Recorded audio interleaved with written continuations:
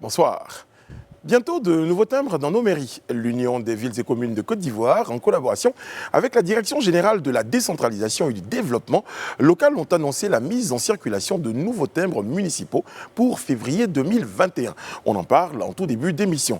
Outre-Atlantique, après son exclusion de plusieurs réseaux sociaux, l'ex-président américain Donald Trump est menacé de destitution. À quelques jours de l'investiture de Joe Biden, comment le camp Trump fait face à cette nouvelle situation? Nous y reviendrons dans le Life Actu. Et ce soir, nous ferons la part belle à la santé. Le ministre de la Santé, Eugène Akawele, sera avec nous tout à l'heure pour parler, entre autres, de la future campagne de vaccination contre le coronavirus. Nos échanges avec lui se poursuivront après le rendez-vous sur le canapé de l'After Talk. Débats et analyses, décryptage de l'information. L'actualité, comme vous l'avez toujours souhaité, c'est dans le Life Talk. Bienvenue.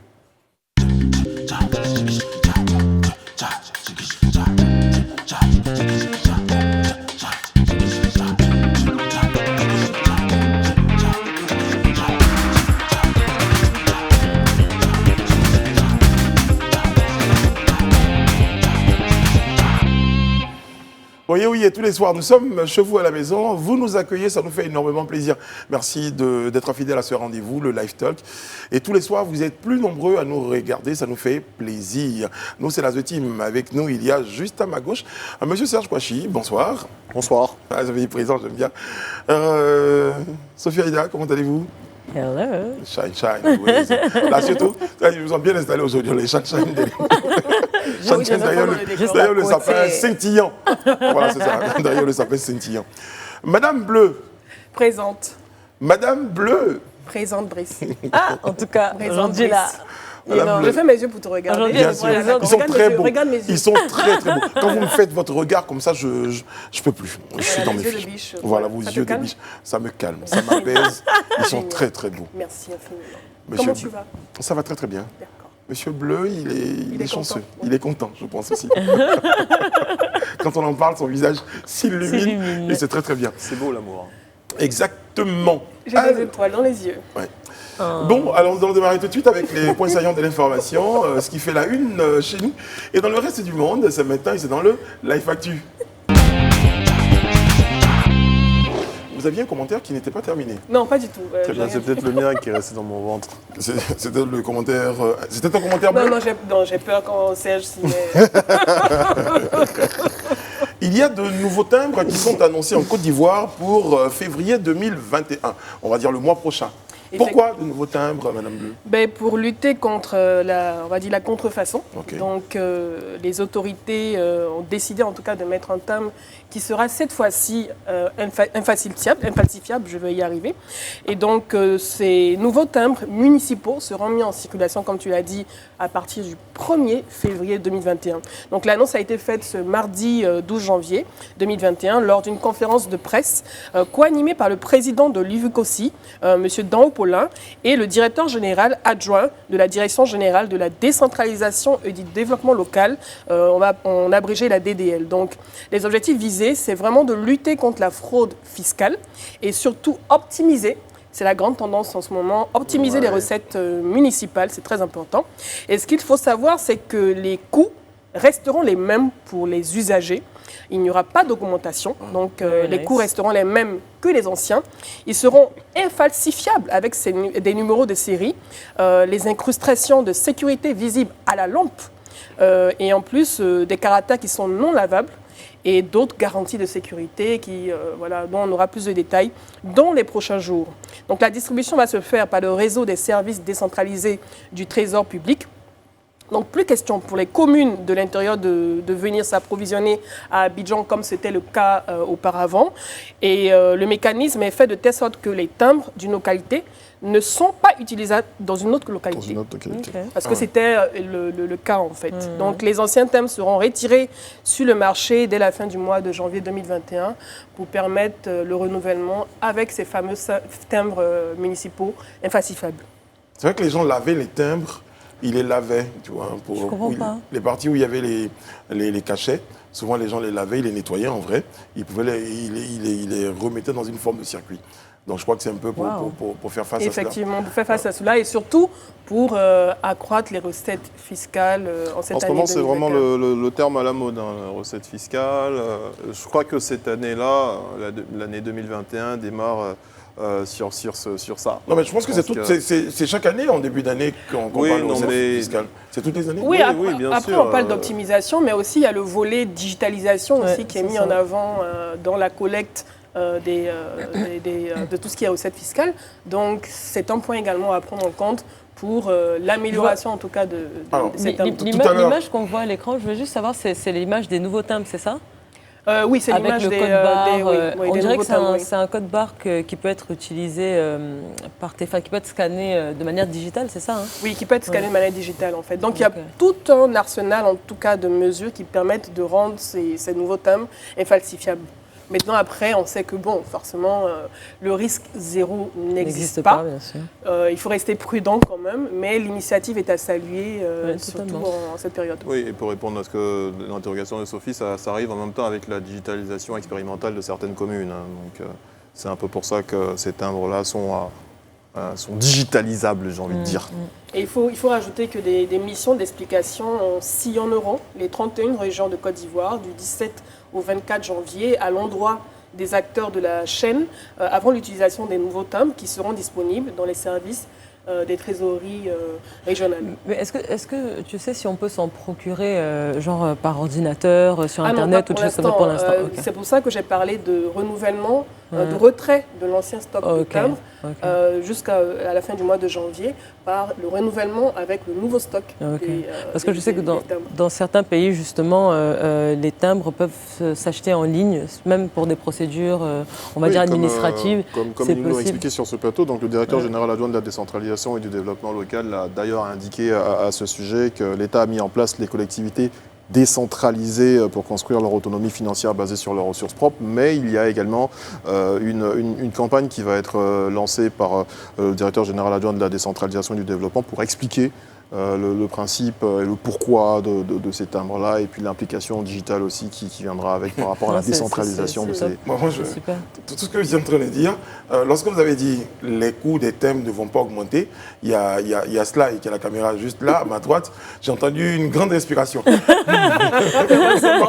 Heureusement, parce que si on avait dit ils allaient augmenter de 10 francs, je crois qu'il allait sauter de sa caméra. Il y a eu un grand moment de soulagement.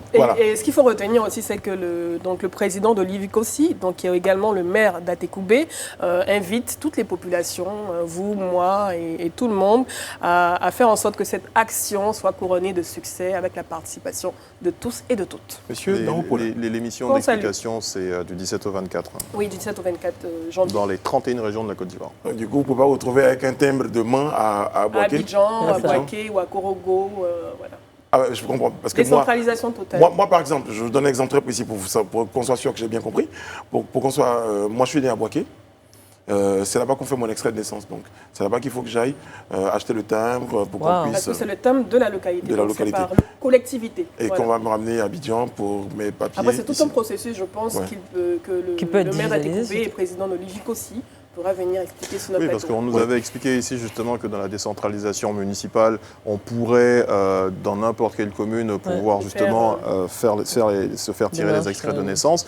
Donc aujourd'hui, ces timbres-là arrivent avec justement ces digitalisations. C'est dire que dans cette campagne d'explication, je pense qu'on nous expliquera comment est-ce que c'est possible de pouvoir, pour quelqu'un qui est né à Boaké, faire son extrait de naissance à Abidjan sans se déplacer. Parce qu'on sait déjà que ce type de service... On devrait pouvoir avoir ces timbres-là aujourd'hui, même en impression digitale. C'est une bonne interrogation parce que ce type de service déjà existe avec document.ci de la Poste de Côte d'Ivoire où on peut se faire établir un extrait de naissance ou un autre document administratif sans se déplacer. Maintenant, expérimental, mais ça fonctionne déjà. Maintenant, avec l'instauration de ces nouveaux timbres dits infalsifiables, comment ça va fonctionner puisqu'on parle de timbres, en tout cas par localité, par collectivité. Bon. On attend le 31 janvier. Alors, on va inviter le président du Vicossi, M. Daoupola. C'est une invitation. On aura plus d'explications. Voilà, il y aura une invitation dans les règles de l'art qui suivra, mais bon, dans les normes. Mais pour l'instant, c'est une invitation à passer sur ce plateau, qu'il connaît bien, pour certainement nous donner de plus amples informations. tout cas, les portes et les fenêtres de cette télé vous sont ouvertes. Bon, bah oui. Les portes. Les fenêtres. Non, bon, s'il décide. Au cas où il y a un petit problème chez les portes. C'est une figure de style. Merci, Madame Bleu. Bon, avec vous, Sophie Aïda, on aborde ce point Donald Trump, j'ai envie de dire. La saga Donald Trump. Entre exclusion des réseaux sociaux et menace de destitution. Oui. Impeachment. Oui, donc alors comme je disais hier, on a parlé justement de sa suspension de nombreux réseaux sociaux. Alors tout a commencé donc le 7 janvier dernier. Oui, certains de ses partisans aussi quand même. Oui, exactement. Alors ça a commencé le 7 janvier dernier, juste après, au lendemain de l'attaque du Capitole, où Facebook et d'autres services comme Snapchat ou Twitch, comme je disais, ont aussi suspendu le profil de Donald Trump pour une durée pour l'instant indéterminée. Ensuite, le 8 janvier, c'était au tour de Twitter qui suspendait de façon permanente le compte de Donald Trump 2 jours après donc, les émeutes. Et puis le 11 janvier, donc lundi, Twitter a décidé de suspendre de façon permanente plus de 70 000 comptes affiliés au mouvement, à la mouvance pro-Trump QAnon. Je ne sais pas si vous savez ce que c'est, QAnon. Alors c'est un espèce de mix de théories du complot qui voit Donald Trump un peu comme un sauveur du monde, en gros. Donc c'est des partisans, ou des pro-Trump qui voilà, s'insurgent du fait qu'on veut le retirer de sa place de président des États-Unis et de maître du monde parce que c'est le sauveur du monde, entre guillemets. Donc voilà, et donc depuis vendredi, ils les ont suspendus pour empêcher leur utilisation du réseau social à des fins violentes comme pour les émeutes de Washington, comme je disais, qu'on a vu la semaine dernière. Et puis donc hier, mardi 12 janvier, c'est le site YouTube, donc qui est une propriété de Google, qui a décidé de suspendre pour au moins 7 jours le compte, la chaîne de Donald Trump, et qui a également supprimé l'une de ses dernières vidéos avec pour motif une violation de sa politique luttant contre l'incitation à la violence. Donc voilà, ils se sont exprimés, ils ont dit compte tenu des inquiétudes à propos de l'actuel risque de violence, nous avons supprimé le nouveau contenu mis en ligne sur la chaîne de Donald Trump pour violation de nos politiques. Donc I think it's fair, comme on dit, c'est juste. Rien ne va plus, franchement, pour Donald Trump. Notamment, il y a aussi la ville de New York qui a suspendu tous ses contrats avec son entreprise, avec son hôtel aussi et tout, pour une valeur, je crois, de 17 millions de dollars, un truc comme ça. En tout cas, plus personne n'a envie d'être associé à l'image de puis en plus, en même temps, on voit que Donald Trump, il est incliné, là, tout le monde. On lui porte beaucoup de grâce. Les démocrates, en tout cas, il est isolé par les bien-pensants et les démocrates, la vague bleue. Mais et certaines personnes de son parti aussi, qui se sont retournées, parce qu'après l'attaque du Capitole, ils ont décidé se laver les mains. C'est parce que là, on était au-delà, on va dire borderline du politiquement correct. Non, c'était pas borderline, c'était pas politiquement correct. Inciter à la violence, inciter à la sédition, on a eu des conséquences qui ont abouti à des morts d'hommes, mais on parlait des réseaux sociaux. Où en sont les poursuites, justement? Ah oui, les poursuites sont en cours. Elles sont en cours, et toutes les personnes qui ont participé à l'assaut du Capitole sont en ce moment ciblées. Celles qui ont été identifiées dans les photos, sont ciblées en ce moment. Donc la plupart sont interdits de vol. Il y en a certains qui ont découvert en allant à l'aéroport. Exactement. Ça a même été filmé. Même dans des avions. Dans des avions, leur nom a été cité. On leur a demandé. Ils sortaient d'où? De leur cambrousse? Ils se sentaient intouchables. En fait, c'est ce qu'on appelle white privilege. Ils se sentaient intouchables. Il y avait réellement un sentiment de. Pour eux, ils avaient raison. Alors, ils avaient raison. Une petite pause parce qu'il y a notre Brice Hanoï qui est mort de rire. Je ne sais pas trop pourquoi. Non, pendant que vous étiez en train de parler, j'ai une idée comme ça qui m'a traversé l'esprit pour ceux qui diraient que ce n'est pas eux. On peut essayer la technique du ballet. C'est pas mal. Non, mais en général, les personnes qui ont été interpellées, c'est des personnes... J'étais au Capitole, non, allez. Voilà que tu places ça, c'est bien.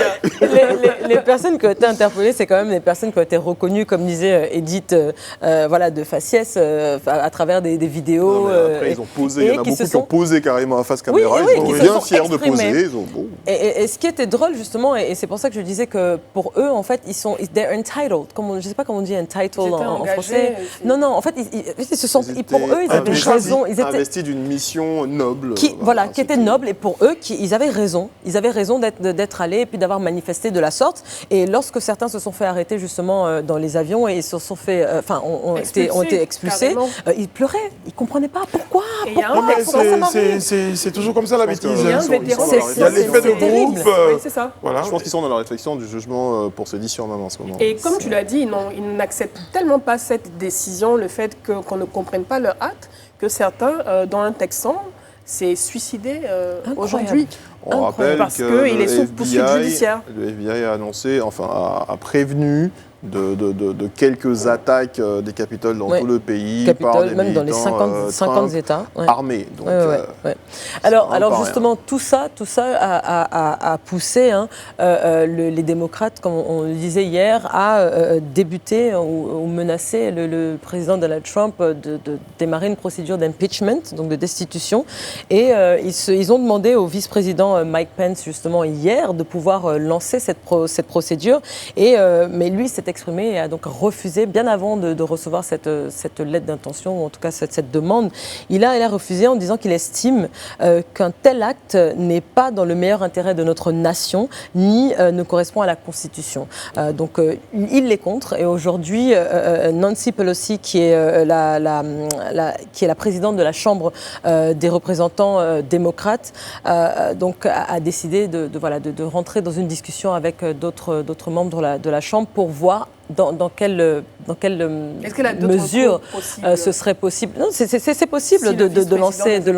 Oui, en fait, le vice-président ne veut pas lancer la procédure du 25e amendement, mais c'est pas l'impeachment. It's not the same thing. So eux, ils peuvent ensemble s'allier et décider de lancer cette procédure. Et si c'est le cas, ce sera pour la première fois aux États-Unis le président qui aura 2 fois été sous cette procédure-là. Et si jamais ça va jusqu'au bout, eh bien, comme je disais hier, il perd tous ses privilèges en tant qu'ancien président. C'est bien de le préciser parce qu'on allait dans la tête de certains se poser des questions. On s'est dit, dans moins d'une semaine, il ne sera plus président, mais on entame une procédure pour les destituer. En réalité, c'est une procédure pour le priver de tout ce qu'il pourrait être. De tout ce qu'il pourrait.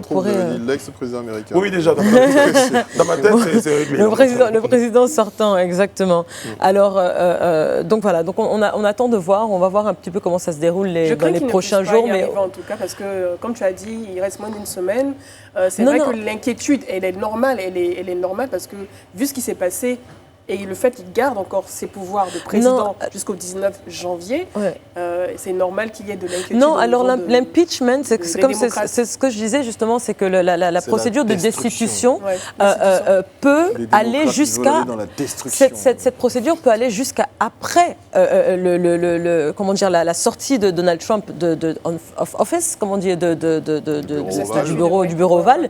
Elle peut continuer jusqu'à... Après, elle peut prendre même 2 mois ou 3 mois, mais lorsque ce décret va tomber et s'il est effectivement destitué, même si c'est après que Joe Biden a déjà pris ses fonctions, il perd donc toute son immunité, ses avantages et son immunité, on va dire, ses privilèges en tant qu'ex-président des États-Unis. Déjà qu'il a commencé et il sera exactement peut-être poursuivi parce qu'il y a plusieurs procédures qui sont entamées contre lui pour des fraudes fiscales, etc. Et pendant ce temps, comment se porte-t-il? Comment se comporte-t-il? Pour l'instant, on n'entend plus beaucoup. C'est drôle. Par quel canal est-ce qu'on pourrait entendre? Il n'a plus de caisse de résonance. On n'entend plus beaucoup, exactement. Et donc voilà, on attend. On ne peut qu'attendre. Ça fait quand même bizarre. Je veux dire que pendant 4 années, il était le roi. Il était le roi en fait de Twitter. Il a vraiment animé le réseau. Avec 88 millions de followers. Quand même. Exactement. Donc ne plus avoir cette caisse de résonance, même si 70 Ça va millions, être en tout cas terrible. près de 70 millions de personnes ont voté pour lui, le suivent et suivent ses théories, ça fait quand même bizarre de ne plus le voir Moi, s'exprimer sur je Twitter. sais pas si je suis totalement d'accord avec le fait de vouloir le museler comme ça. Ok, il peut dire des choses, mais après aussi, en plus, ce pays-là, c'est vraiment l'exemple même de la liberté d'expression. Ah, Après, c'est- ça pose la question de c'est quoi la liberté d'expression. Mais justement, mais si ça va dans le sens de poursuites judiciaires, il y a des lieux, il y a des cadres pour, mais de Oui, là mais je à pense que- l'empêcher de Non, mais je pense s'exprimer que c'est sur aussi des la, réseaux sociaux qui sont je pense que c'est aussi libres la responsabilité pour, de ces entreprises, Ils qui sont sont des entreprises libres, privées, mais de décider si libres, oui ou mais non avec ils des règles. participent, Entre autres, ne pas à tout ce qui est en train de se inciter à la passer. violence. Voilà, justement. Donc libre, mais avec des Exactement. règles. Twitter a ses règles, a sa charte d'éthique. C'est des choses qu'on ne lit pas Ouais. lorsqu'on s'abonne C'est à ça. un réseau social, C'est ça. forcément. Et lorsque il y a des dérives qui Donc, sont globalement, observées, pour dire quelque chose, Madame Bleu, c'est ils ont pour le dire droit que la de le liberté faire. d'expression est encadrée par des règles. il y a des limites. Et j'ai même envie de dire, Twitter et Facebook, etc., lui ont quand même laissé beaucoup d'espace, parce que c'est pour que ce soit juste maintenant qu'ils décident Il a dit énormément de bloquer. Ça fait bêtises 4 ans quand même. durant tout son Ça fait mandat. 4 ans. Ils sont failli coupables. sortir, Ça fait 4 ans. voilà. Facebook, Twitter, ils sont Mais tous pourquoi coupables. Non, tous, maintenant tous, je trouve que c'est tous. quand même un peu abusé, quoi. Je veux dire. En tout cas, si la procédure Non, de mais je pense destitution... qu'après, vous dites pourquoi maintenant, mais quand on voit ce qui s'est passé au Capitole, on a vu que ça allait crescendo, mais après ce qui s'est passé au Capitole, il ne pouvait Oui, pas mais rester... là, oui, à un moment, Oui, mais ça Twitter, c'est quand même allait trop. définitif, quoi. Ça allait trop. Ouais. Mais en tout cas si la procédure de destitution va jusqu'au bout, ce sera le premier président américain à être impeach. Parce que Bill Clinton avait été menacé avec l'affaire de Monica Lewinsky. Monica Gates. Monica Gates, exactement. Le cigare. Mais ce n'était pas allé jusqu'au bout. Donc, Madame Bleu. voilà. Les enfants n'ont pas connu ça. Oui, c'est ça. Bon, est-ce qu'il a la possibilité de s'inscrire avec un autre compte? Bon, il n'est plus Donald Trump. Ah il bah peut venir avec forcément, un totalement, Trump il peut. Donald. Il Ouais, il va peut. peut-être faire Les comme, trolls, Mais il ne il va peut-être faudrait faire pas qu'il comme prenne son Booba, nom. il va peut-être créer son propre réseau social. Pourquoi pas? Qui va comment dire, abriter son 88 réseau. millions Ce de ne sera pas la personnes qui Chine le en tout cas, suivaient quand parce même, qu'avec ce qu'il a fait avec TikTok, ce ne Il y sera a pas la Israël, Chine. il y a Israël, par exemple. Ouais, peut-être. Lequel? Gebo On le salue en plus. Israël Gebo. Il y a des inspirations ce soir sur ce plateau. Bon, on va laisser derrière nous le Life Actu. Je vous propose de marquer une courte pause avant de recevoir notre invité, l'invité du Talk. Ce soir, il sera question de riposte contre la Covid-19 avec la gestion du système sanitaire ivoirien. Le ministre de la Santé et de l'Hygiène publique, le docteur Aka Ejen Awele, est avec nous sur notre plateau. Bonsoir, monsieur le ministre. Bonsoir. Merci d'être en notre compagnie. Merci. On s'est très très occupé. L'actualité oblige. Et depuis 6 mois, vous êtes sur le terrain. Voilà, pour la santé des Ivoiriens. Merci Peut-être d'être. un peu plus de 6 peu mois. Peut-être un peu plus on de va 6 dire mois. 10 mois. Enfin, À partir de mars. à partir de mars, vous 2020. étiez beaucoup plus sur Ça le fait 10 terrain. mois. Sinon, vous étiez déjà sur le terrain. Le 12 Merci. mars, donc ça fait 11 mars, ça fait Ouais. 10 mois et 2 jours. Certains Ivoiriens se demandent est-ce que vous dormez? Très peu. Oui. Non, j'ai le sommeil facile. Donc, il suffit que je sois dans la voiture, déjà, je Pour me faire repose. une Vous Voilà. gagnez sieste. quelques minutes. Monsieur le ministre, on le sait depuis un certain temps, le monde fait face à une seconde vague de contamination du Covid-19 ou de la Covid-19, c'est selon. Et il y a même une nouvelle variante beaucoup plus contagieuse. Qu'en est-il de la situation aujourd'hui en Côte d'Ivoire? Les Ivoiriens veulent savoir. Peuvent-ils avoir le sommeil facile? Oui, je pense que ce pays a la chance d'avoir à sa tête un vrai leader dans tous les domaines, et particulièrement dans le domaine de la santé. Son Excellence, le président de la République, a été pendant longtemps reconnu comme tel pour le sida. Et aujourd'hui, avec la pandémie à Covid-19 également, son engagement est toujours total. Vous vous souvenez que le plan de riposte sanitaire qui a été mis en place pour un budget de 95 milliards 800 millions a fait ses effets. Tant et si bien que, c'est vrai, nous avons connu une période difficile de mai, surtout de juin à juillet. On pouvait parler de notre première vague, peut-être, où il y avait des pics importants.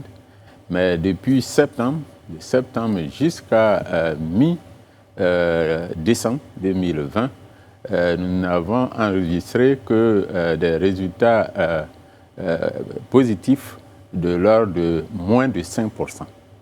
quotidien, ce qui nous fait dire que nous contrôlons la pandémie à Covid-19. Ça, c'était jusqu'à donc mi-décembre. Mais depuis, je dirais 2 semaines, hélas, on connaît un pic qui nous fait penser que nous devons reprendre, disons, la sensibilisation là où nous l'avions peut-être laissé, et c'est la raison pour laquelle je suis ici. Donc on peut dire clairement que pour l'instant, la Côte d'Ivoire, et je souhaite qu'on ne la connaisse jamais, de deuxième vague. Je le souhaite, mais vous savez, avec la pandémie à Covid-19, il ne faut jamais être affirmatif. Il faut toujours aller par hypothèse, être extrêmement prudent. D'ailleurs, les grands pays scientifiques même en savent quelque chose. Monsieur le ministre, donc face à la menace de cette nouvelle variante qui touche des pays comme l'Afrique du Sud et le Royaume-Uni, est-ce que vous avez adapté la riposte sanitaire pour être prêt? Oui, alors, vous avez raison. Je crois que c'est aujourd'hui même que les derniers réactifs que nous attendions pour pouvoir justement identifier la souche, le variant, comme cité, c'est parti donc, de Paris. Donc, ça devrait arriver dans les heures qui suivent. Et à partir de là, notre spécialiste maison, qui est à l'Institut Pasteur, nous permettra certainement de faire le séquençage du variant. Alors justement, Monsieur le ministre, au vu de l'augmentation des cas, comme on a pu le voir ces dernières semaines, est-ce que les Ivoiriens devraient craindre un nouveau confinement? Ou un confinement? Un confinement Oui. tout court, parce qu'il n'y en a pas vraiment eu. D'abord, on a eu un confinement. on en a eu. On en a eu un On n'a confinement. pas eu de confinement l'année officiel, hein. C'était les Ivoiriens qui Ah, s'étaient si. auto-confinés. Ah, en juillet, Oui, on a c'était eu un le cas, confinement, oui. puisque Abidjan avait été complètement isolé. Isolé, Et du reste, normalement, on ne pouvait pas sortir d'Abidjan et on ne pouvait pas y entrer non plus. Exactement. Mais je voudrais plutôt dire à nos compatriotes, de faire confiance au gouvernement dans le cadre de la gestion de la pandémie et surtout de faire un effort pour être respectueux des mesures qui sont dictées. C'est dans notre intérêt, à nous tous, car tant qu'on n'aura pas trouvé véritablement de médicaments pour chasser ce virus, je crois que c'est les mesures de protection qui nous permettront d'éviter donc la propagation. Malheureusement, ce n'est pas facile. Dès lors qu'il y a un peu une diminution des cas, malheureusement, on oublie qu'on doit respecter les mesures de protection, dont le plus important, la mesure la plus importante, c'est le port de masque. Justement, Monsieur le ministre, j'ai envie de vous dire, pour reprendre nos mots d'ailleurs, vous avez dit 95 milliards injectés dans cette riposte sanitaire, contre Covid. Ça a porté quelques fruits, vous nous avez dit.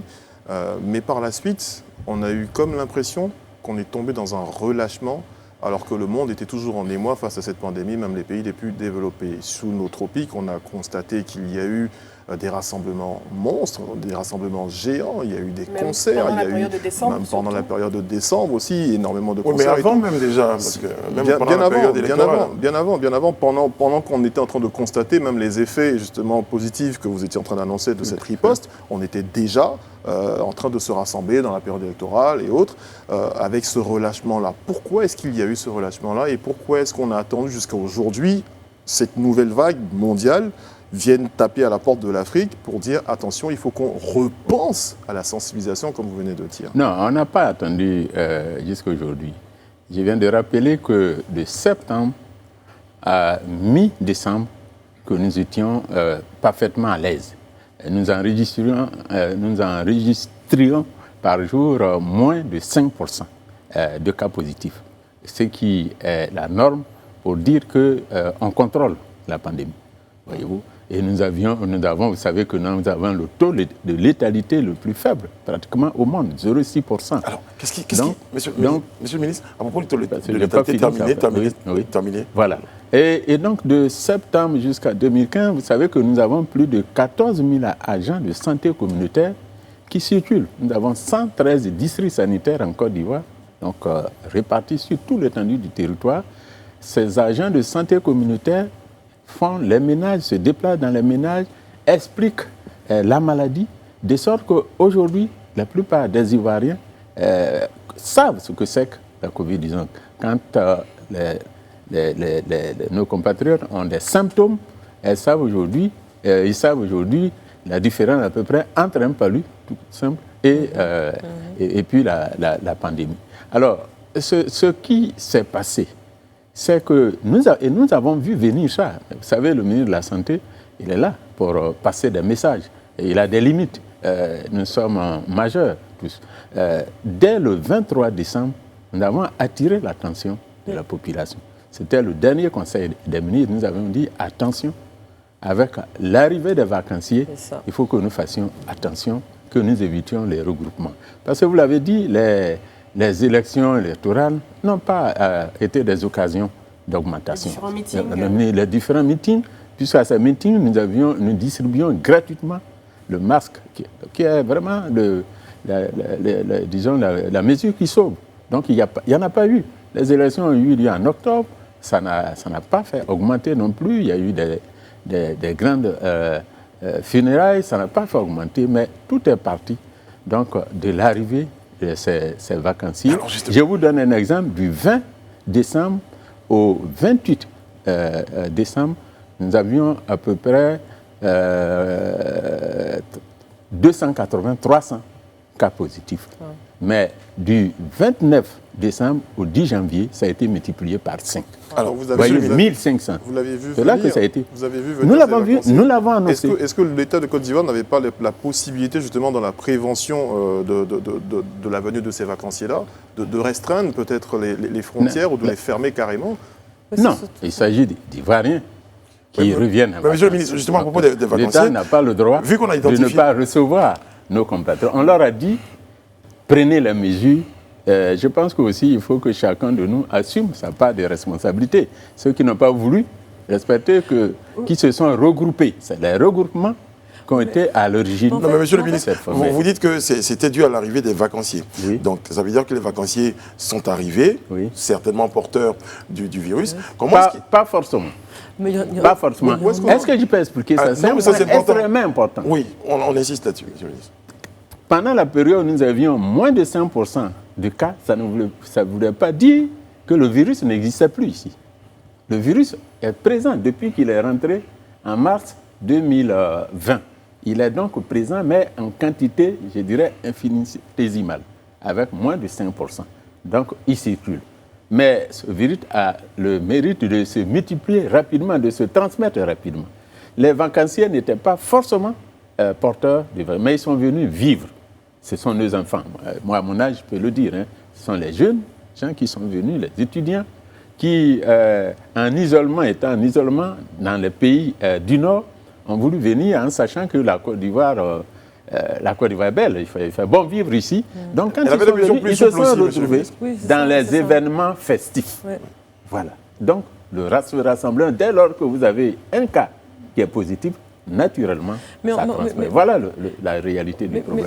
Je pense qu'il y a aussi eu un souci, quand on parle de ces vacanciers, il y a aussi eu un souci, à mon avis, au niveau des restrictions à l'aéroport ou les procédures à partir du moment où les gens atterrissaient, parce que moi je connais des personnes, et ça c'est malheureux de le dire, mais je connais des personnes qui étaient porteurs du virus depuis la France et qui ont falsifié leurs tests, par exemple, pour pouvoir arriver sur le territoire, et qui sont rentrés sur le territoire en étant positifs et en prenant à la légère justement ce virus. Donc est-ce qu'il ne fallait pas peut-être aussi prendre plus de mesures au niveau des aéroports, à l'arrivée justement de ces vacanciers? La règle, c'est que celui qui arrive, il doit présenter un certificat de test négatif. Ça, c'est la règle. Et c'est la responsabilité des compagnies aériennes que de ne faire embarquer que celui qui a son test négatif. Si une compagnie le fait en ce moment, la tricherie est partie de quelque part. Mais dans certains pays, comme le Ghana par exemple, lorsque un vacancier ou en tout cas un voyageur vient de la Côte d'Ivoire, même s'il a fait un test en Côte d'Ivoire, dès qu'il arrive à l'aéroport, il doit refaire un autre test pour être sûr justement de son... Non, mais en même temps ici, je vais répondre. Je dis nous sommes partis de juillet à décembre, ces voyageurs sont arrivés. Donc je pense que le vrai problème, ce n'est pas ça.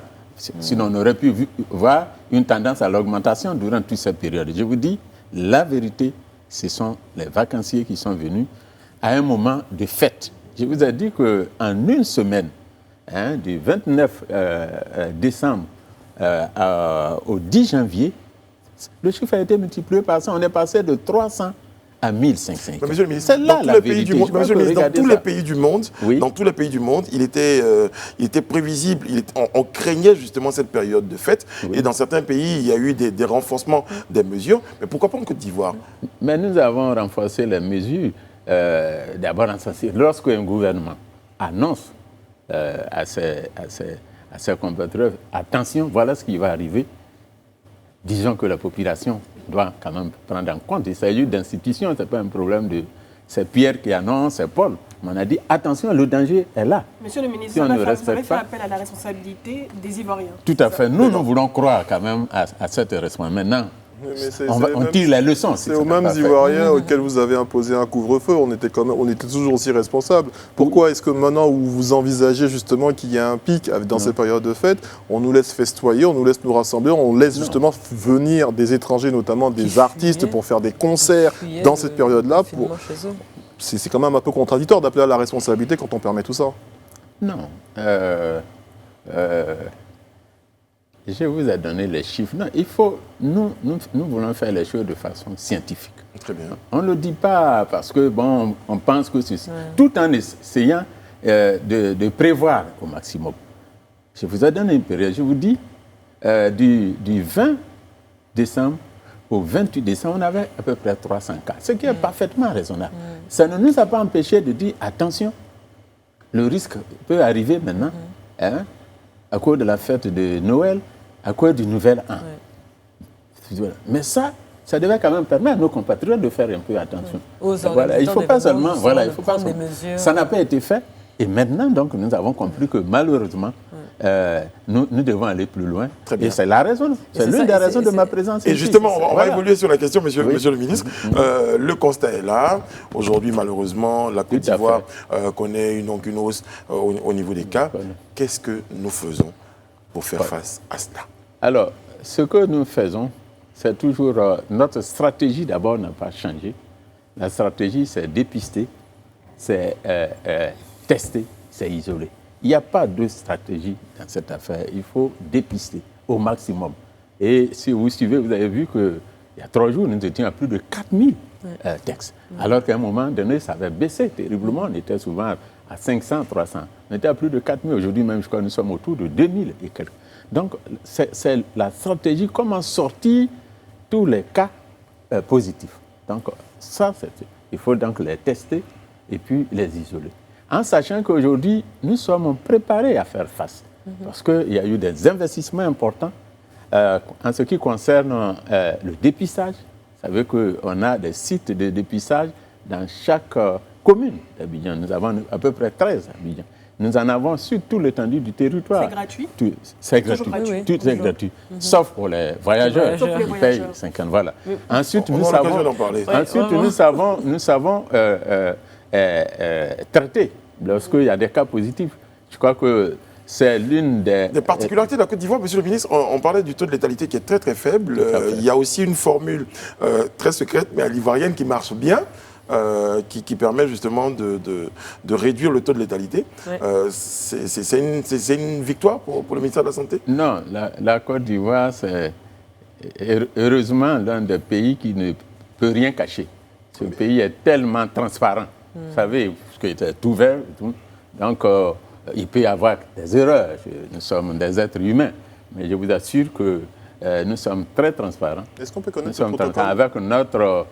comité de veille, nous avons quand même nos meilleurs scientifiques à la matière qui sont regroupés au sein du comité de veille sanitaire pour traiter ces problèmes. D'accord, j'allais dire, c'était quoi le secret, c'était quoi la recette ivoirienne? Voilà, c'est peut-être un protocole qui... Est-ce qu'on peut connaître le protocole justement ivoirien de traitement C'est une donnée très scientifique aussi en même temps. Alors, ça c'est une question intéressante parce que vous savez, quand ça a commencé au début, tout le monde nous disait « Ah, mais... dans tel pays, on utilise l'hydroxychloroquine. Pourquoi vous ne le faites pas? Il y a eu une pression telle que nous avons été amenés pour calmer les Ivoiriens à passer commande d'hydroxychloroquine, en sachant que ce n'est pas notre protocole. Et le jour où c'est arrivé, J'étais à l'aéroport. Vous avez à l'aéroport, Voilà, j'ai dit, effectivement, bon, au moins, si ça peut soulager les Ivoiriens. Mais à la vérité, ça peut. Aujourd'hui, l'hydroxychloroquine est stockée à la NPSP. Vous parliez de transparence, mais vous restez très secret sur le protocole. Non, je dis, j'en viens. arrive. Mais j'ai voulu quand même dire à quel point, quelquefois, si on n'est pas vigilant, la pression, les rumeurs peuvent vous induire en erreur. D'autres pays utilisaient peut-être l'hydroxychloroquine, mais c'est pas notre. Notre protocole consiste disons, à l'administration de 3 produits, un anticoagulant, un antiviral, et puis le paracétamol, ça c'est classique. Et c'est avec ça que ça marche très bien. Permettez-moi de citer ma voisine. Ah, il y en a d'autres. Oui, il y en a d'autres. Non, c'est 3 produits. C'est 3 produits plus. Comme dirait. Non, ce que je viens de dire, c'est le cas Oui. sérieux. Sérieux. C'est les hospitalisations. Pour le reste, pour les cas simples, c'est vrai, vitamine C, justement, parce que- paracétamol. Mais surtout, et ça j'insiste là-dessus, surtout consulter un médecin. C'est très important. Il faut consulter. Voilà, c'est pour ça que je n'osais pas. Vous m'avez Voilà. poussé. Oui, Je crois donner- que. C'est ça. Je Parce crois, qu'après, les je gens, crois que je suis tombé dans votre. Mais je Ce n'est m'égare pas l'objectif. pour éviter l'automédication. Exactement. Oui, Monsieur le exactement. ministre, quel est l'état de la prise en charge des hospitalisations actuellement pour les cas graves dont vous parlez Oui. à Abidjan, en Côte d'Ivoire? Est-ce que c'est gratuit lorsqu'on est C'est- gravement malade de la Covid? C'est là où je vous mets au défi de me trouver un cas où le concerné peut dire qu'il n'a pas été traité gratuitement. Je vous assure que ça marche 100%. Quels sont les centres où on peut se 100%. soigner gratuitement? Ici, c'est d'abord, c'est connu, le service des maladies infectieuses et tropicales de Treichville, avec le professeur Eouli, qui marche très bien. Combien de lits? Mais il couvre. Nous avons aujourd'hui là-bas à peu près 200 lits et quelques. Ok. Mais nous avons au Il y a plus de total lits qui plus sont de arrivés, 900 lits sur toute l'étendue du territoire. Vous avez des lits, donc, au service des maladies infectieuses et tropicales de Treichville. On a des lits à Cocody, pas le siège Cocody même, hein, mais nous avons, c'est dans des préfabriqués, mais vraiment de grande qualité. Bon, nous en avons à Ashma également. Nous en avons à Yopougon, dans l'enceinte du CHU De Yopougon. Yopougon. Nous en avons à Niama également. Nous en avons à Niama, mais nous en avons également à l'intérieur, à Boaké. Nous en avons à Korogo. Nous en avons à Man. Nous en avons à San Pedro. Nous en avons à Bangourou, à Bouna, à Boasso. Disons, sur toutes les frontières. Parce que le virus, il passe par les frontières. Donc, je vous ai parlé tout à l'heure du budget qui a permis de faire des investissements importants. Et demain, ce seraient les acquis après cette guerre que nous menons contre cette maladie. Donc, nous avons également les sites de prélèvement. Donc, il y a le site de traitement que je viens de dire, de soins, mais également, il y a le site de prélèvement. Nous avons 113 districts sanitaires et on peut faire le prélèvement dans n'importe quel district sanitaire du pays, donc sur tout l'étendue du territoire. Vous êtes très rassurant, monsieur le ministre, au point des Ivoiriens qui, effectivement, dans un premier temps, étaient très inquiets, comme l'ensemble du monde, parce que c'était une nouvelle C'est maladie. pour ça qu'on les a tellement rassurés qu'ils Ils sont se rassurés. protègent plus. C'est ça. C'est-à-dire nous sommes victimes En du confiance. succès De de notre notre... succès. Voilà. Très bien. Le gouvernement ivoirien, grâce au programme COVAS, bénéficiera, on l'a dit, de 20 000 doses de vaccins. 200 000.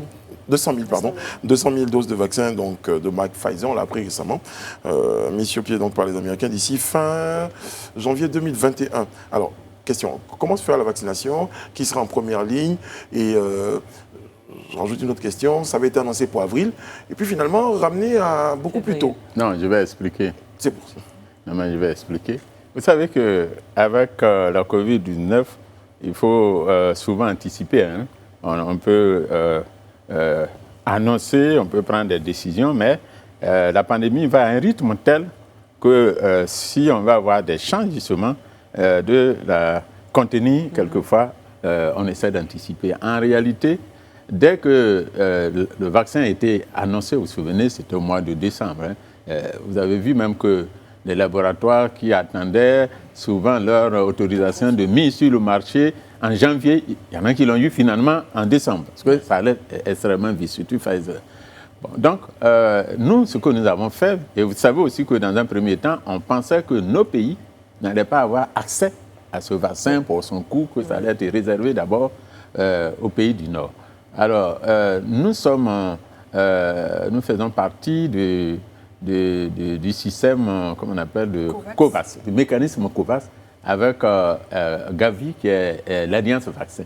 Et donc, nous avons été admis, sommes éligibles, la Côte d'Ivoire est éligible donc, au mécanisme COVAX, en même temps que 92 autres pays. Et moyennant quoi, la Côte d'Ivoire bénéficiera, c'est ce qui avait été annoncé, du vaccin pour 5 millions d'habitants. Et ça, le temps de mise en place, tout ça, on a l'échéance qui a été donnée donc, pour démarrer la vaccination, c'est avril. Mais quand on a vu que ça allait vite, Gavi nous a demandé si nous étions en mesure de recevoir les premiers lots de vaccins le plus rapidement possible. Nous avions marqué notre accord. Donc, les 200 000 doses dont vous parlez, il s'agit de ça. Gavi donc, nous a approuvé, nous avons marqué notre accord. Ça n'a pas été le cas pour tous les 92 pays qui vont bénéficier du mécanisme COVAX.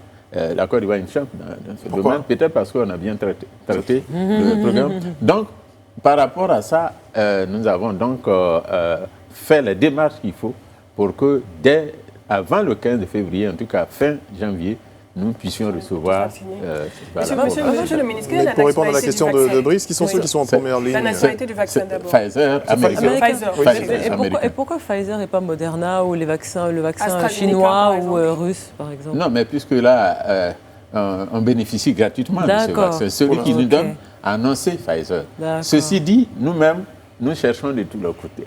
Outre ce vaccin Pfizer, nous sommes en train de chercher à passer une commande pour le vaccin de choses anglais, AstraZeneca. Voilà. Donc, on va le faire en même temps pour le vaccin chinois, Sinopharm également. Donc, en fait, on va dans toutes les directions. Qui seront, enfin, quelles sont les personnes vaccinées en premier? Les personnes qui sont en première ligne, naturellement, d'abord, le personnel de santé, les forces de défense et de sécurité, les enseignants, mais aussi...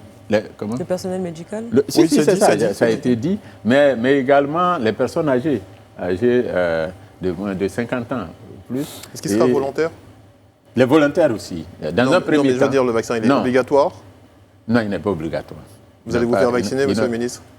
Naturellement. À la télé, comme les Américains? Oui, je vais le faire. Moi, je ne sais pas pourquoi. En général, on soumet certaines autorités à ce processus. Parce que même si moi, je voulais me faire vacciner, je vais me vacciner avec autre chose. C'est une campagne de sensibilisation pour inciter. De toute façon, il faut voir le gain. Bon, écoutez, il vaut mieux... Vous savez, pourquoi on est croyant souvent, puis on a une confession. Il vaut mieux y aller. Si Dieu est là, vous gagnez. Si Dieu n'est pas là. Vous appelez à la fois pour ce vaccin, monsieur le ministre. C'est pas très rassurant. Non, mais c'est pas très cartésien. La pandémie Covid-19, c'est quelque chose de terrible. Ouais. Quand on voit un peu ce qui se passe, le nombre de morts dans les grands pays qui pourtant maîtrisent pratiquement tout. D'ailleurs, cette Covid-là nous a réduit à notre plus simple expression. Donc il vaut mieux essayer le vaccin. D'ailleurs, à ce jour, ça se passe bien. Alors, mais la vérité, ce vaccin, il en est ainsi pour tous les médicaments. C'est parce qu'aujourd'hui, nous sommes dans une situation particulière, mais beaucoup de médicaments introduits ici, souvent, c'était au début de leur commercialisation. Donc, on n'avait pas assez de recul. Et dès lors qu'il y a eu les essais précliniques, cliniques, que ça s'est bien passé, on peut faire confiance. Vous savez, là, en l'occurrence, ça allait très vite. On n'aura pas eu l'aéronautique et l'aviation si les gens n'avaient pas essayé d'abord d'essayer de prendre l'avion au début. Là, vous parlez de cobaye. Oui. Mais non, on n'en est pas là. Ça fait un peu peur. En parlant de ça... Je donne le cas extrême. En parlant de ça, justement, le vaccin aujourd'hui, est-ce qu'il y a des risques secondaires par rapport au vaccin et des effets secondaires? Et est-ce qu'on est préparé justement à gérer ces risques-là ou ces effets? Non, il n'y a pas assez de recul.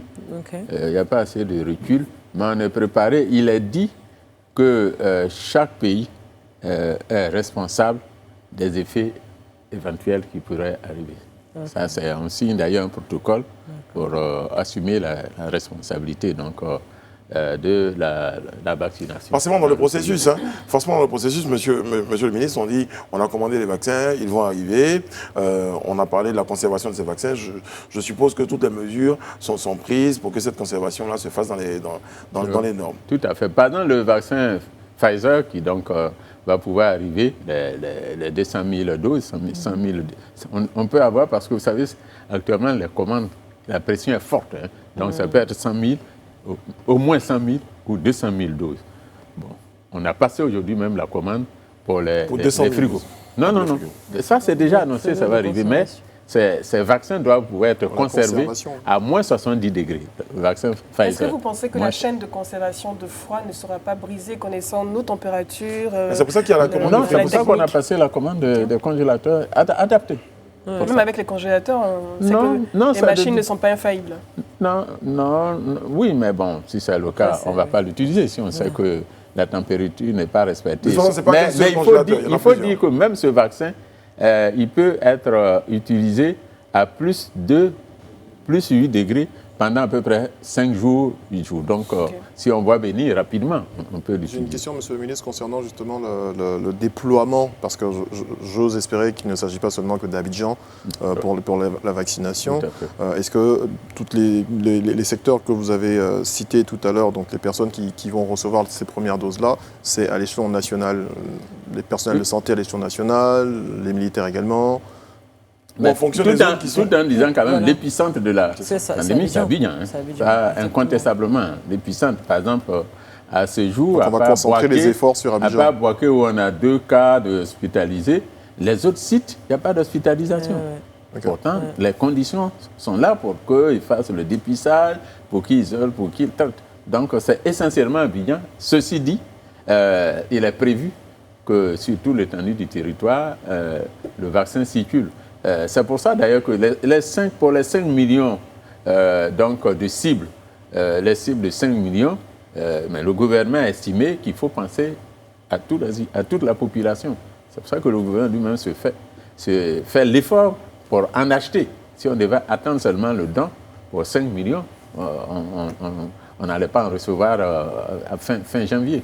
Non, mais je suis en train de revoir la liste, monsieur le ministre, des personnes qui devaient être vaccinées en premier. C'était donc le personnel de santé, les enseignants, les forces de défense et de sécurité. Mais également les personnes âgées, il n'y a pas les journalistes, les voyageurs et puis les personnes qui ont les maladies chroniques également. Voilà. Tout ça, des maladies, etc. Il y a des groupes que je n'ai pas entendu dans la... Et puis les volontaires. Les journalistes et les membres du gouvernement. Volontaires, il suffit d'être volontaire. D'accord. Est-ce que les personnes vaccinées seront observées puisque on sait que c'est en deux phases de toutes les façons. C'est en 2 phases. Mais est-ce qu'au bout de 3 mois, 6 mois, vous allez mener des différentes observations pour voir l'impact de ce vaccin sur les populations? Non. Nous sommes bien outillés en Côte d'Ivoire en matière de vaccination. Vous avez suivi que dans le programme social du gouvernement, il y a une part qui est faite au programme élargi de vaccination.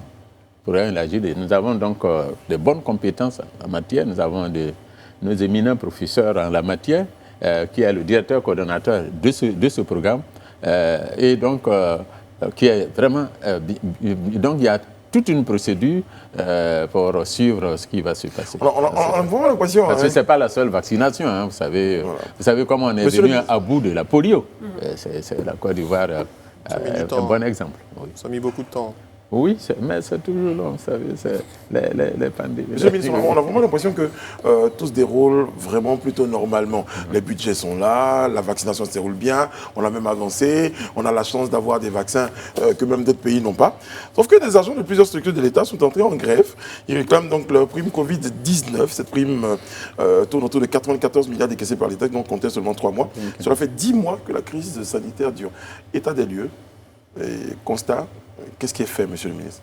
Alors, d'abord, peut-être je devais dire à la fin, mais quand vous dites tout se passe comme si tout se passe bien, en effet, on vient d'annoncer, il y a un institut mondial qui a fait des études qui a conclu que 27 pays au monde sont ceux qui ont mieux géré la pandémie, au point que leur économie en a souffert moins que d'autres. Et quand on cite ces pays, la Chine en tête, le Vietnam et la Côte d'Ivoire viennent en troisième position. C'est quand même une fierté pour nous. Il faut que nous soyons fiers. Donc ce que j'ai dit, en fait, se justifie parfaitement par ce que tous ces observateurs, ce que les instituts disent de la manière dont nous avons géré. Alors, votre question, c'est cela dit. Vous avez parlé des primes. Oui, alors, souvenez-vous, personne ne pouvait... Au départ, le budget avait été fait, au départ, pour 3 mois, pour 4 mois. On pensait vraiment que... C'est pour ça que j'ai dit qu'il faut toujours émettre des hypothèses, qu'on allait venir à bout de la pandémie. De toute façon, il fallait bien faire un budget avec beaucoup d'inconnus. Donc, là, il y a eu des cibles, des personnes qui ont été ciblées, ceux qui sont en première ligne, il faut savoir. Bon, malheureusement, quand il y a l'argent, tout le monde veut rentrer. Le gouvernement a fait de gros efforts pour payer. Les agents de santé, en première ligne. En première ligne, les agents de santé. Mais au fur et à mesure, je dis, il y avait des premières lignes, ceux qui sont en première ligne ont été ciblés pour toucher les primes, et puis au fur et à mesure, on élargissait tout ça. Est-ce qu'ils ont pu toucher leurs primes, monsieur le ministre? Comment? Est-ce qu'ils ont pu toucher leurs primes, monsieur le ministre? Oui, ils ont touché les primes. Ceux qui rentrent en grève, ils rentrent en grève pourquoi, monsieur le ministre? Non, vous savez, moi j'ai été accueilli dans ce ministère par la grève. Lorsque je suis rentré, je me souviens, le 13 juillet 2018, avant de rentrer au bureau, il y avait un préavis de grève qui m'attendait.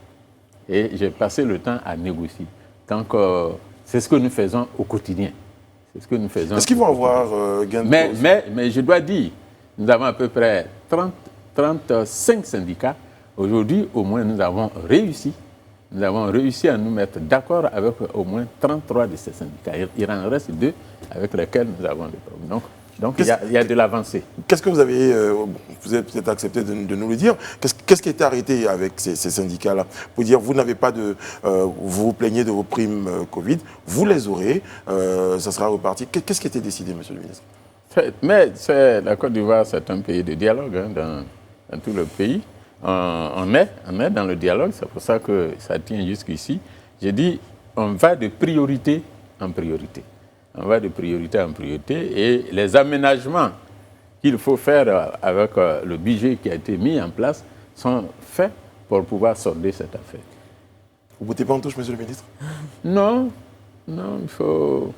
Mais je pense que, vous avez vu, est-ce que vous connaissez un pays où le corps médical, dans le cadre de la mise en œuvre d'un plan de riposte sanitaire au monde, a fait grève? Non. Il faut que l'Ivoirien reconnaisse ça. Pourtant, on est parmi ceux qui gèrent bien. Oui, mais il n'y a pas un seul pays où les agents ont fait grève. Il faut qu'il en soit ainsi en Côte d'Ivoire, que le problème se traite. S'agissant du plan de riposte contre la Covid, il n'y en a pas. Pourquoi c'est ici qu'il doit avoir? Ils se disent justement qu'il y a eu beaucoup d'argent, il y a un budget, on a annoncé un budget, et puis eux, ils étaient en première ligne, fort heureusement, ils n'ont pas payé de trop lourds tributs, mais ils étaient sur le terrain, ils ont beaucoup plus de risques, et puis ils n'en bénéficient pas, monsieur le ministre. Tous ceux qui sont en première ligne sont payés ou sont en train d'être payés. La négociation est en cours. Oui, il n'y a pas de négociation particulière, il y a que... il y a eu des choses qui ont été prévues et il faut respecter ça d'abord, au fur et à mesure. Monsieur le ministre, on annonce des chiffres en Côte d'Ivoire aujourd'hui. Ces chiffres reflètent-ils la réalité du terrain? Lesquels? Les chiffres concernant la Covid. Donc, nous sommes... Ah oui, les chiffres nombre de cas. Oui, c'est la réalité. Je vous ai dit que la Côte d'Ivoire, c'est un pays... 24 186 cas confirmés pour 283 750. Non, 24 000, attention. Oui, c'est ce que j'ai dit, 24 186 cas confirmés. C'est ça. Oui. Sur environ 283 759 prélèvements. Oui. Voilà. Ça ces chiffres-là reflètent la réalité sur le terrain. Tout à fait. Tout à fait, c'est la réalité. Les Ivoiriens ont commencé à fréquenter les centres de dépistage? Oui, de plus en plus. Non, ils avaient d'abord traîné les pas au début, et puis après, quand ils passaient au début, vous savez que beaucoup d'Ivoiriens ne croyaient pas à cette pandémie. Beaucoup ne croyaient pas que c'est la maladie des autres, ça ne va jamais arriver ici, c'est pour les pays tempérés. On allait même jusqu'à nous demander de montrer les malades. Hein, on réclamait ça. Où sont les malades? Vous voyez jusqu'où on peut arriver souvent quand même. Malade, ça ne se montre pas. Bon, mais après, vous savez que malheureusement, dans beaucoup de familles, il y a eu des décès dus à la Covid. Donc maintenant, les Ivoiriens croient. Ils vont faire les tests. Je vous ai dit tantôt qu'il y a 3 jours, c'est plus de 4000 tests qu'on a fait par jour. Très bien. Parce que le dispositif aussi est en place pour le faire. Bon, Monsieur le ministre, j'avais une question. Non, malheureusement, on ne pourra pas. Malheureusement, Sophie, on ne pourra pas. J'espère juste que dans l'after. Je suis désolé. Vous me prêterez votre question que je retrouverai dans l'after. Sur les voyageurs. Merci beaucoup. Vous me prêterez votre question pour l'after. Monsieur le ministre, justement, on a d'autres questions qu'on aura l'occasion de vous poser. Et si vous le voulez bien, vous pourrez répondre à ces questions-là dans la deuxième partie de cette émission, comme tous les mercredis dans l'after talk. Ce sera juste après ça.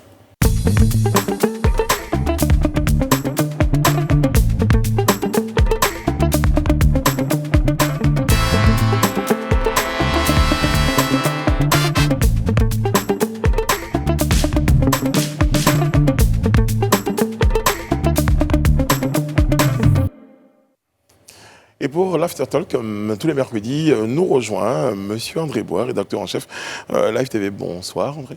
Bonsoir Brice, bonsoir à vous tous, merci d'être sur Live TV. Bonsoir Monsieur le Ministre. Bonsoir Monsieur Bois. Brice, vous avez souhaité que nous restions un tout petit peu dans la Covid, juste à l'instant. Absolument, une question que j'ai transférée de l'ancien plateau, celui de la question de Sophie Aïda à propos du coût. 50 000 francs. Les Ivoiriens se demandent pourquoi, qu'est-ce qui justifie ce montant, pourquoi si cher? Non, ce n'est pas cher. Les 50 000 francs, ça ne représente d'ailleurs qu'une contribution. Le test qu'on fait, son coût réel, c'est dans l'ordre de 80 000 francs. Voyez-vous, 50 000 francs, 2 000 francs pour le ministère des Transports, pour les formalités. Vous savez, il y a les formules qu'on remplit, tout ça. Cette formule a un coût. Et il devrait donc avoir pour le ministère de la Santé 48 000 francs.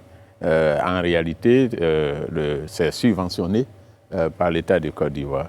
Mais si vous ramenez ça au prix du billet, vous devez être parfaitement à l'aise. Je ne sais pas combien coûte votre billet d'avion. Et puis, il faut placer dans le cadre sous-régional, partout, dans tous les pays de l'UEMOA, de CEDEAO, c'est payant. Je peux vous assurer que le billet est déjà cher, mais si on a 50 000 francs en moins sur le billet, c'est tant mieux. Oui, merci. C'est pour la santé. Vous êtes le ministre de la Santé, vous n'êtes pas le ministre de la Covid. Donc il y a d'autres questions de santé qu'on pourrait aborder en votre compagnie qui sont autres que les questions. Je vous déphase un peu, Brice, parce que je vais rester un peu dans la Covid, mais plutôt d'un point de vue personnel. Hein. Vous savez, il y a votre prédécesseur qui a été confronté à Ebola, vous, à la Covid. Est-ce que par rapport à votre histoire personnelle, quand un moment comme ça arrive et que vous êtes en possibilité de prendre des décisions, vous vous dites que vous êtes un privilégié, c'est un sacerdoce. Enfin, qu'est-ce qui vous habite à ce moment-là quand ça arrive sous votre mandat? Non, je crois que le mérite d'un homme, c'est de pouvoir faire face à l'adversité. Si tout est facile en ce moment, quel mérite vous avez? Et lorsque vous gérez la facilité. Et je crois que tout ça, il faut être un peu croyant. Si telle est la volonté de Dieu, que vous devez être l'acteur dans une situation aussi difficile, mais vous y allez. Est-ce que les analystes pourraient vous appeler, puis on termine là-dessus, le ministre de la Covid? Vous dites non, c'est pas... J'avais dit tout à l'heure que je n'étais pas le ministre de la Covid. Donc je suis pas sûr. Est-ce que c'est réducteur? Non, je pense que déjà j'ai eu au moins 3 prix d'excellence pour la gestion de la Covid. Mais à la vérité, je ne suis qu'un représentant dans cette affaire. Voyez-vous, le vrai patron dans cette lutte, c'est son Excellence le Président de la République. C'est avant lui, au passage, le Premier ministre qui, avec son engagement, sous l'autorité du Président de la République, entérine toutes les grandes décisions, prennent toutes les grandes décisions. Mais avant ça, il faut le reconnaître, les acteurs, c'est l'ensemble du personnel de la santé qui a fait un bon travail, à qui vraiment nous devons rendre hommage à cette circonstance particulière. Alors, parlons... Peut-être mon mérite, c'est d'avoir su mettre en place une équipe de compétences. Donc, on va évoquer votre action globale en matière de santé. Vous pensez que notre plateau technique en Côte d'Ivoire, il est bon? Est-ce que les Ivoiriens ont confiance en ce plateau technique? Vous annoncez avoir fait de nombreux investissements. Est-ce que nos concitoyens sont vraiment convaincus de leur système de santé? Bien, il faut savoir d'où nous venons. Il faut savoir d'où nous venons. En toute chose, il faut voir le parcours. Lorsque la Côte d'Ivoire est sortie de la crise post-électorale en 2010, tout était en lambeaux. Parce que quand vous êtes en crise, vous n'avez pas la capacité d'investir. Il n'y a pas eu d'investissement dans le secteur de la santé pendant au moins 10 ans. Et j'en sais quelque chose, au demeurant, je suis passé à la tête de ce ministère en 2010. Donc, je sais de quoi je parle. Donc, il n'y a pas eu d'investissement pendant 10 ans. Mais ça représente beaucoup de choses pour un pays qui n'avance pas pendant 10 ans, il recule, voyez-vous. Donc, depuis 2011, la santé a été donc une des priorités du gouvernement, des différents gouvernements du président Alassane Ouattara, jusqu'en 2017. Mais la tâche est immense, à tel point qu'à partir de août 2017 jusqu'à décembre 2017, particulièrement en 2017, le président a arrêté d'un programme hospitalier, un important programme hospitalier pour réhabiliter tous les établissements sanitaires, pour équiper les établissements et pour en construire d'autres. Donc nous sommes dans ce programme important décidé par le président de la République qui se chiffre à plus de 800 milliards de francs CFA. Alors, question toute simple, Monsieur le Ministre. Aujourd'hui en Afrique, à quel niveau peut-on situer le plateau technique, en tout cas les systèmes de santé en Côte d'Ivoire, en comparaison à d'autres pays? Bien, en comparaison avec d'autres pays, d'abord, dans notre sous-région ici, parce que nous faisons partie de l'UEMOA, nous faisons partie de la CEDEAO, je puis dire que nous avons certainement l'un des meilleurs plateaux techniques. Je vais vous donner quelques exemples. Très bien. Aujourd'hui, nous avons le système d'approvisionnement en médicaments le plus performant. La NPSP, la nouvelle pharmacie de la santé publique de Côte d'Ivoire, qui résulte donc d'une réforme en 2014, est un des systèmes les plus performants. Rarement, vous entendrez dire dans un établissement sanitaire qu'il n'y a pas de médicaments. Moi, j'ai entendu dire aujourd'hui que quelqu'un s'était fait mordre par un chien et il y avait la première dose de vaccin et la deuxième dose n'était pas disponible. Bon, enfin, vous savez, vous faites une déclaration. Je ne vais pas vous dire le contraire, mais ce que je sais, pendant toutes mes tournées à l'intérieur du pays, Dieu sait que je bouge beaucoup pour visiter les établissements du sud au nord, de l'est à l'ouest et au centre. Il n'y a pas d'établissement très peu que je n'ai pas pu visiter. Jamais on m'a posé le problème de rupture de médicaments, etc. De rupture de médicaments. Restons toujours dans... Mais ça peut arriver, c'est pas... Peut-être ce que vous dites, c'est l'exception, hein, qui confirme là. Et vous savez qu'aujourd'hui, on a inauguré, il n'y a pas longtemps, l'antenne de la NPSP à Boaké, qui est un établissement superbe, 7 milliards de francs. Il faut y arriver pour voir. Mais il n'y a pas que ça. J'ai donné le cas des médicaments.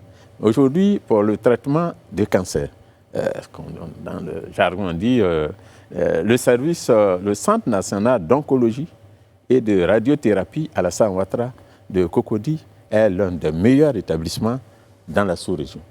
Des malades viennent de partout, parce que souvent on dit oui, mais les Ivoiriens se déplacent, ils vont ailleurs pour se soigner. Mais on reçoit beaucoup ici. On a même signé une convention de partenariat avec le Bénin, par exemple, qui nous envoie ces malades. Des malades viennent de l'Afrique centrale partout. Mais j'ajoute également le CHU Angré. Savez-vous que aujourd'hui, c'est l'un des meilleurs établissements également de référence en matière de traitement.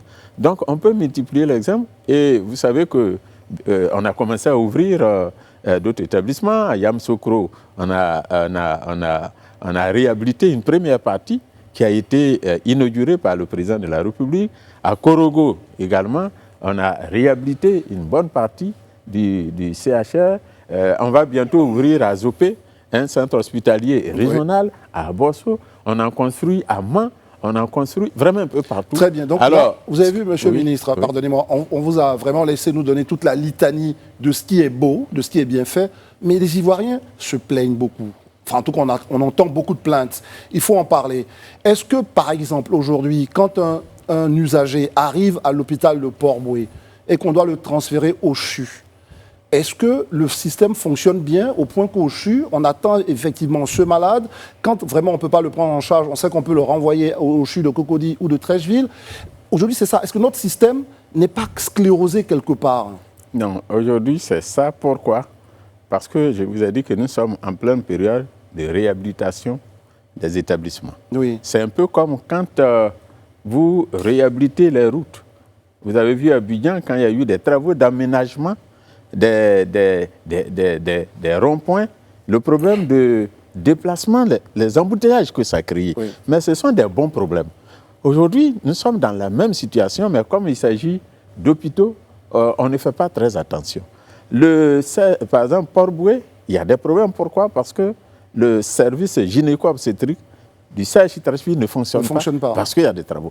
Comme Yopougon, par exemple, le CHU Yopougon ne fonctionne pas. Est fermé, justement, je vous arrête là-dessus. Est-ce qu'il va ouvrir? Il va ouvrir dans combien de temps? Il faut attendre au moins 1 an et demi, et c'est long. Ouais. Mais vous savez, construire un établissement sanitaire de cette envergure, ce n'est pas moins de 2 ans, ce n'est pas moins de 3 ans. Donc pendant cette période, naturellement, il y a un encombrement dans les autres services, parce que quand vous avez un hôpital de 300, de 400 lits qui est fermé, bien sûr, même si on a délocalisé ces services ailleurs, on a délocalisé à Angré, à Cocody, mais ça vient donc également encombrer. Donc c'est ça que vous ressentez. Donnez-nous 2 ans, 3 ans, vous verrez, quand on va sortir tous ces établissements, vous verrez que la Côte d'Ivoire reviendra véritablement le hub sanitaire de l'Afrique occidentale. Est-ce qu'on peut évoquer le professionnalisme de vos services? On se plaint tout le temps, les médecins qui, pour une...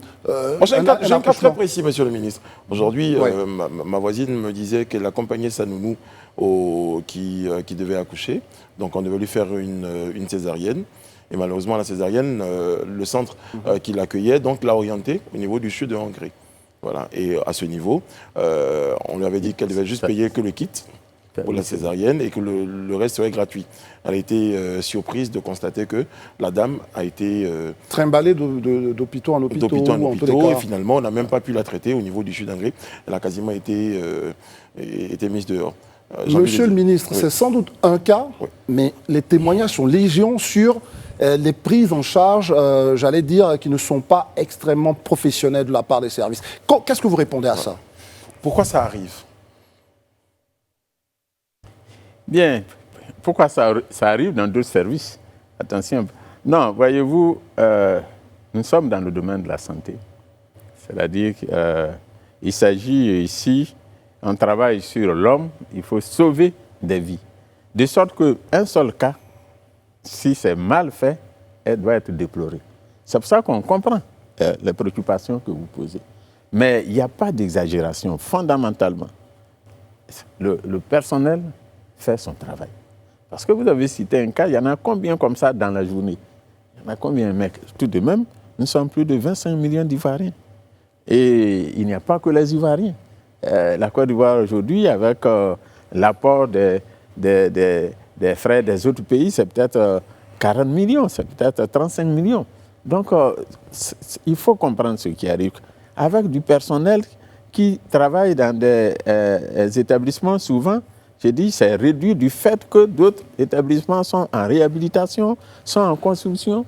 Voyez-vous, par exemple, à Yopougon, vous avez Yopougon à Thiès, si vous y allez là-bas, vous avez vu qu'il y a un établissement sanitaire superbe qui sort là-bas. Alors qu'avant, c'était juste une sorte de dispensaire. Quand ça va finir, ça vaut pratiquement un CHU. Monsieur le ministre, je sais que vous avez dit que vous avez visité quasiment l'ensemble des centres de santé en Côte d'Ivoire. C'était des visites inopinées ou c'était annoncé que le ministre allait venir nous rendre visite aujourd'hui? Tout le monde allait tout mettre en ordre pour l'arrivée du ministre? Oui, parce que la question, je la complète, c'est très important. On sait que dans pas mal de nos hôpitaux, Par exemple, les femmes enceintes doivent bénéficier d'un certain nombre d'examens gratuitement. Ce n'est jamais gratuit. Mais sans doute que le jour où le ministre arrive, évidemment, comme par miracle, tout est gratuit. Alors, la sanction pour ceux qui, finalement, permettez-moi l'expression, gâtent le nom de l'hôpital ivoirien et des services de santé. Non, il y a une chose que nous avons fait sur instruction du gouvernement, du Premier ministre et du Président de la République, c'est que nous avons réactivé l'inspection générale de la santé. Nous avons un système d'investigation qui est aujourd'hui une force pour savoir ce qui se passe ça et là. Et nous le faisons d'ailleurs sous la supervision de l'inspection générale de la santé qui est à nos côtés. L'inspection, c'est l'inspection que nous envoyons dans les différents services pour savoir qu'est-ce qui se passe ici, qu'est-ce qui se passe. Donc, on est au courant de certaines choses. Bon, l'année dernière, combien d'agents ont été sanctionnés pour avoir eu des mauvais comportements? Pour qu'on soit vraiment très concret, par exemple.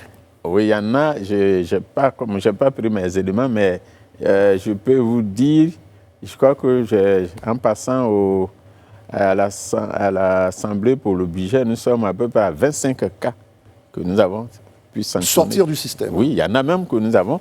Par exemple, vous avez dit suivre à la télé, j'étais à Bangourou lorsque j'ai fait la mission. C'est pendant que j'étais à Bangourou que j'avais fait limoger le directeur de l'hôpital qui ne nous donnait pas satisfaction. On le fait. Dernièrement, nous avons pris des mesures à Dabou, où nous avons également affecté ceux qui ont été des acteurs de raquettes, par exemple, etc. Alors, donc, des sanctions sont prises. Ce que nous souhaitons, c'est que ces manquements soient portés à notre connaissance. Parce que souvent, malheureusement, l'Ivoirien aime faire circuler les informations, souvent, et ce n'est pas toujours vérifié. Voyez-vous, quand on appelle les personnes concernées, elles ne peuvent pas toujours prouver. Nous avons un numéro d'appel, 143. Voilà, il faut créer peut-être le cadre, nous avons un numéro d'appel 143, il faut appeler, signaler, et puis on réagit. Monsieur le ministre, là on a parlé du cas où ce sont les agents qui sont mis en cause, mais les agents également font souvent entendre leur voix pour dire qu'ils sont en sous-effectif, ils n'ont pas le matériel qu'il faut. Est-ce qu'ils sont entendus par leur ministère de tutelle? Mais c'est ce que je viens de vous dire. Je dis que les agents travaillent dans des conditions difficile. Vous avez, je crois, parlé de Port-Boué. Ouais. Aujourd'hui, toutes les femmes en travail vont à Abidjan Sud. Abidjan Sud, parce que le service gynéco-obstétrique de Treichville, du CHI Treichville, en réhabilitation, ça traînait un peu. Ça va d'ailleurs, le président a donné son accord pour que les travaux, on achève les travaux. Mais pendant ce temps, toutes les femmes au sud d'Abidjan vont à Port-Boué, qui n'était pas conçu, c'était un petit hôpital. Donc on comprend les difficultés. C'est ça que nos compatriotes doivent aussi comprendre. Bon, entre-temps, on a essayé de réhabiliter l'hôpital général de Makori, mais qui n'a pas une forte capacité non plus. Donc on comprend, il faut reconnaître. Moi, je suis heureux que vous posiez le problème de cette façon. Le corps médical travaille souvent dans des conditions extrêmement difficiles. Il faut qu'on comprenne. Mais, et puis ce que l'on peut noter un peu comme dérapage, vous savez, nous sommes Ivoiriens, c'est le président de la République parle d'Ivoiriens nouveaux, de faire en sorte que nous avons tous les mêmes problèmes. Nous avons tous les mêmes problèmes. Voilà. Mais toujours sur les services, on ne va pas quand même, j'allais dire, faire une sorte de focus sur eux, mais quand on va à l'hôpital de Port-Boué, c'est juste un exemple, et que le gynécologue ou un des professeurs vous dit, bon, retrouvez-moi à la clinique, le serment d'Hippocrate voudrait que quand même on fasse en sorte que celui qui est venu dans un hôpital public, on ne l'amène pas dans un hôpital privé où il doit payer plus cher. Comment on gère ce type de cas-là, monsieur le ministre? Il y a une réforme extrêmement importante qui est en cours, la réforme hospitalière, pour laquelle un certain nombre de textes, de décrets d'application de la loi portant réforme hospitalière qui a été adoptée, qui a été promulguée par le président de la République. Cette réforme va permettre de gérer ces établissements dans le sens d'une bonne gouvernance, ce que vous avez dit.